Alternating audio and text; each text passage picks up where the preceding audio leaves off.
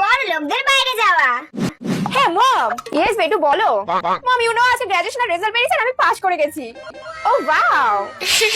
O by the way বেটু, তুমি যদি ইউএসএ গিয়ে সেটেল হয়ে যেতে চাও হতে পারো, আমাদের কোনো প্রবলেম নেই। ও thank you so much my sweet heart.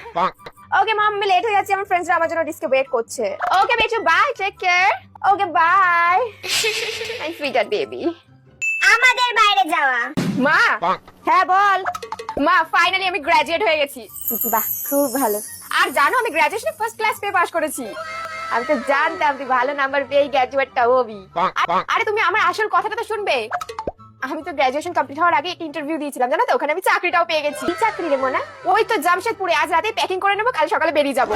Jamshedpur সে তো অনেক দূর রে। তো দূর তো কি হয়েছে মা? আর কলকাতায় এত চাকরি বাকরি থাকতে তুই জামশেদপুরে গেছিলি কেন চাকরির জন্য? আর শোন, ওই টাকার লোভে পড়ে দূরে কোথাও যাওয়ার দরকার নেই, আমি বলে দিলুম। হ্যাঁ, জামশেদপুর যাবে এইটুকুনি মেয়ে।